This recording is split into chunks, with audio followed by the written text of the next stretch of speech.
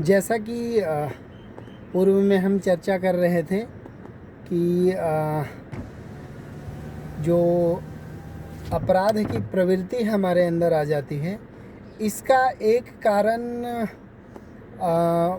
एक महिला के अंदर जो मैंने स्वार्थ वाली कहानी बताई, आप सभी भी अगर समाचार पत्र देखते हैं तो उससे परिचित हुए होंगे।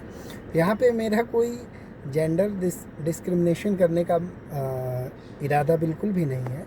ऐसा नहीं है, पुरुष भी बहुत सारे ऐसे धोखा देते हैं लोगों को, महिलाएं भी देती हैं। यहाँ पे बस मेरे मन में आया तो कृपया इसे वैसा ही समझा जाए, कहीं इसे एक स्त्री के प्रति या महिला के प्रति एक विशेष दुराग्रह, ऐसा मेरे अंदर कोई भाव नहीं है। बस मन में आया, याद आया, इसलिए मैंने बता दिया।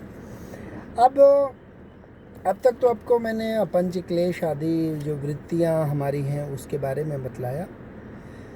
अब एक और जो क्राइम को कंट्रोल करने में योग अपनी भूमिका कैसे निभा सकता है, यह योग का जो प्रारंभिक अंग है उसके माध्यम से ही हम जान सकते हैं। अब अपराध क्या क्या होता है एक बार पुनः मैं भी दोहरा देता हूँ। आप सबको मैंने लिखवाया था, आप लोग ध्यान भी रख रखे होंगे। अपराध के कारण में हमारा क्या था? वंशानुक्रम से अपराध, पारिवारिक सामाजिक पृष्ठभूमि से अपराध, माता पिता के द्वारा तिरस्कार अथवा किसी अपने सगे संबंधी के द्वारा तिरस्कार से उत्पन्न अपराध, भीड़ भाड़ युक्त परिवार में मतलब सुविधाओं के कमी या संघर्ष, संतुष्टि या राग या आपसी कलह, इससे भी अपराध हो सकते हैं। भावनात्मक अपराध भी होता है व्यक्ति में। इसके अलावा आपका मानसिक संघर्ष के कारण होते हैं। 4 भागों में हमने देखा था, आर्थिक, पारिवारिक, शारीरिक, मनोवैज्ञानिक। इस प्रकार से अपराध की प्रवृत्ति हमारे अंदर उत्पन्न होती है। अब उसके बाद हम देखते हैं कि ये सारे अपराध उत्पन्न होते हैं, तो क्या योग में कोई इनका विनाश का साधन है? कोई ऐसा योग के माध्यम से हम क्या आसन करके अपराध खत्म कर सकते हैं, प्राणायाम करके अपराध खत्म कर सकते हैं? तो नहीं, वो बहुत बाद की चीज़ है। पहले आपको योग मैंने पहले भी बताया था, योग क्या है? योगस्य चित्त वृत्ति निरोध। अब तक आपने योग के को जानने, पढ़ने, करने का पूर्वाभ्यास तक किया था। अब हम वास्तव में करेंगे कि योग किस प्रकार से हमारे लिए लाभदायक है। तो पहले योग को जानिए। योग 8 प्रकार के होते हैं, इसीलिए इसको अष्टांग योग कहा गया है। अष्टांग योग में क्या है? तो कहा गया यम, नियम, आसन, प्राणायाम, प्रत्याहार, धारणा, ध्यान, समाधयो अष्टावंगानि। यानी 8 अंग हैं। कौन कौन से? यम, नियम, आसन, प्राणायाम, प्रत्याहार, धारणा, ध्यान और समाधि। 8 प्रकार के योग के अंग हैं।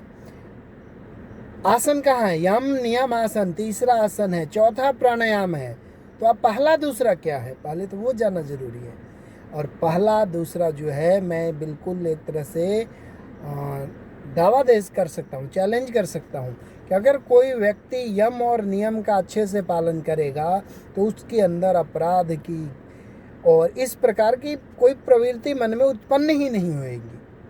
पक्का योगी बन जाएगा वो, बिल्कुल चलता फिरता ब्रह्मचर्य अवस्था का योगी, गृहस्थ अवस्था का योगी, संन्यास अवस्था का योगी। और योगी तो चतुर्थ अवस्था है ही आपका। कैसे बनेगा? तो आपको पहली अवस्था क्या है? यम। तो यम की परिभाषा क्या कहते हैं? तत्र अहिंसा सत्य अस्तेय ब्रह्मचर्य परिग्रह यमा। यम क्या है? तो कह रहे हैं यम 5 प्रकार के होते हैं। तत्र क्या क्या है वहाँ पे? तो कह रहे हैं अहिंसा, सत्य, अस्तेय, अपरिग्रह। तत्र अहिंसा सत्य, तत्र अहिंसा सत्य, अहिंसा सत्य, अस्तेय, ब्रह्मचर्य, अपरिग्रह। 5 प्रकार के। अब इन 5 का पालन हम कैसे करेंगे? 5 क्या क्या चीज़ें हैं? 5 का पालन आवश्यक है। अब अहिंसा क्या है? अब अहिंसा को हम देखते हैं, योग दर्शन में अहिंसा किसे बताया गया है। तो अब अहिंसा को परिभाषा में योग के अनुसार आपको बताता हूँ। तो कह रहे हैं अहिंसा का भेद बताते हुए सबसे पहले क्या करें? अहिंसा प्रतिष्ठायाम तत् सन्निधौ वैर त्याग। अहिंसा क्या है? तो कह रहे हैं कि when the perverse thoughts like those of injury etc become unproductive like roasted seeds, then the supernormal power acquired by the yogin indicates his success.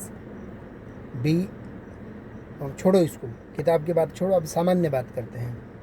अहिंसा क्या है तो करें अहिंसा प्रतिष्ठायाम तत्सन्निधौ वैर त्याग। अहिंसा क्या है? वैर का त्याग है। वैर क्या? किसी को काट देना, मार देना, यही अहिंसा आपने अब सुनी थी ना, मार काट मचाना, यही तो सुनी थी आपने अब तक। लेकिन हमारे इस भारतीय परंपरा में, हमारी भारतीय संस्कृति में, हमारे भारतीय ग्रंथों में अहिंसा मार काट तक ही सीमित नहीं है। अहिंसा का मतलब है 3 प्रकार का, शारीरिक, मानसिक और आत्मिक, 3 प्रकार की अहिंसा है। आत्मिक क्या है? शारीरिक, वाचिक और मानसिक। आत्मिक नहीं, पुनः एक बार देख लें। हिंसा कितने प्रकार के होते हैं? शारीरिक, वाचिक और मानसिक। शारीरिक क्या है? किसी को थप्पड़ मार देना, जो शरीर से हिंसा की जाए, किसी को गोली मार देना, मारना, काटना, अहिंसा। वाचिक क्या है? अगर शब्द किसी को आपने कहे, अगर बुरा लग गया तो भी एक तरह से हिंसा है। किसी का शब्दों के द्वारा से शोषण करना, ये भी हिंसा है। इसलिए भला बुरा कहना, वो भी हिंसा है। और मानसिक क्या है? अगर आपने मन में भी सोच लिया कि उसको तो मैं, वो भी अहिंसा है, वो भी हिंसा ही है। अर्थात तीनों प्रकार का आपको हिंसा नहीं करनी है।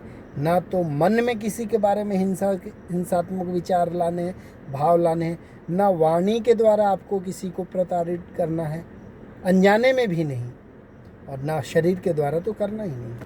तो सोचिए, अगर हम हिंसा करेंगे ही नहीं, हिंसा की किसी के अंदर भावना ही नहीं रहेगी, सब अहिंसक हो जाएंगे, तो कहाँ से अपराध उस समाज में उत्पन्न होंगे? चलिए, ये तो अभी पहला है। दूसरा देखते हैं। दूसरा क्या है हमारा? दूसरा है सत्य।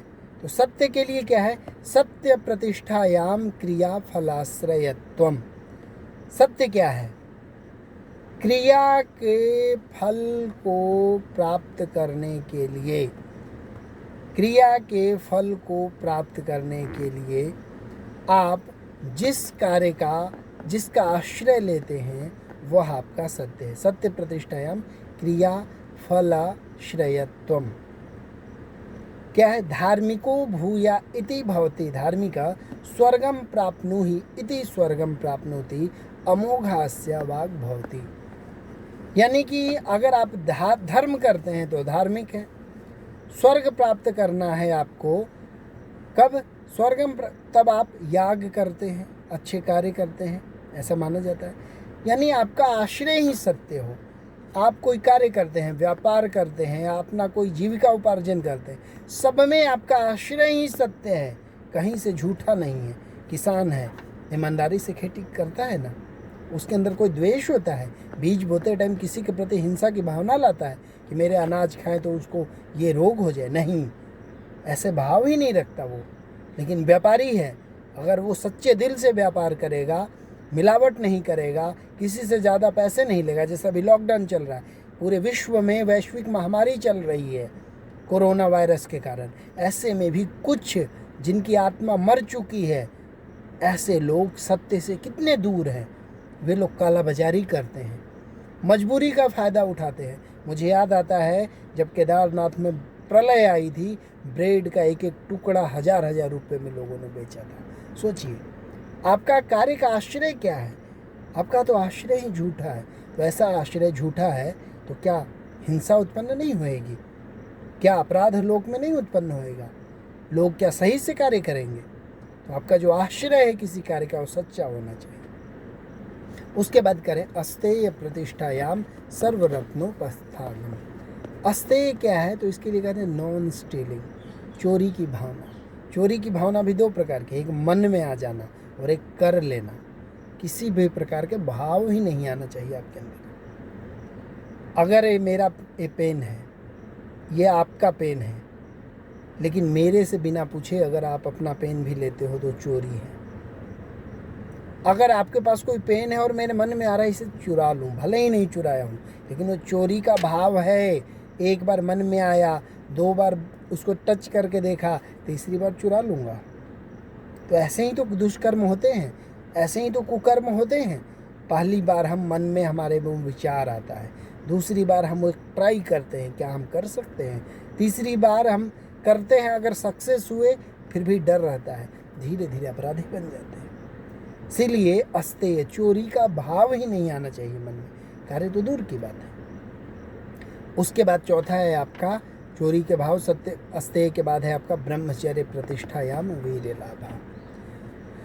ब्रह्मचर्य देखिए हमारे यहाँ ऐसी अवस्था मानी गई है कि 25 वर्ष तक की जो अवस्था होती है ब्रह्मचर्य की अवस्था होती है, और इस काल में हम सबको अध्ययन, अध्यापन एवं परिश्रम के द्वारा अपने आप को इतना प्रिपेयर कर लेना चाहिए। एक तरह से हमारे लाइफ का इस्टेब्लिशमेंट एज होता है आपका, एक तरह से वो आपका संचय का काल होता है, वो आपका अर्निंग पीरियड होता है, जिसमें खुद को शारीरिक रूप से, मानसिक रूप से, आर्थिक रूप से इतना मजबूत बना लेना होता है। तो क्या करें, ब्रह्मचर्य प्रतिष्ठायाम वीर्य लाभा। खुद को आपको गृहस्थ आश्रम में नहीं उतरना है, खुद को मजबूत बनाना है, आपको काम वासनाओं की पूर्ति के लिए स्वयं को बर्बाद नहीं करना है। आपको केवल अपने जीवन के 75 वर्ष कैसे बिताने हैं उसकी तैयारियों में लगाना है। इसलिए इसको ब्रह्मचर्य अवस्था कहा जाता है। ब्रह्म का एक दूसरा अर्थ है ज्ञान भी माना गया है और परमपिता परमेश्वर भी माना जाता है। इन दोनों के प्रति भी वही भाव होना ब्रह्मचर्य अवस्था कहलाता है। वो भी आपका एक तरह से ब्रह्मचर्य अवस्था ही है। अब इसके पश्चात लास्ट हम देखते हैं कि अपरिग्रह स्थैर्य जन्म कथांता संबोध। अपरिग्रह क्या है, तो अपरिग्रह के लिए है, इसका भाष्य देखते हैं, बड़ा अच्छा है संस्कृत में, मैं आपको हिंदी में कर दूंगा बाद में, कि को अहम आसम, कथम अहम आसम, किम स्वी इदम, कथम स्वी इदम, के वा भविष्याम, कथम वा भविष्याम इति एवं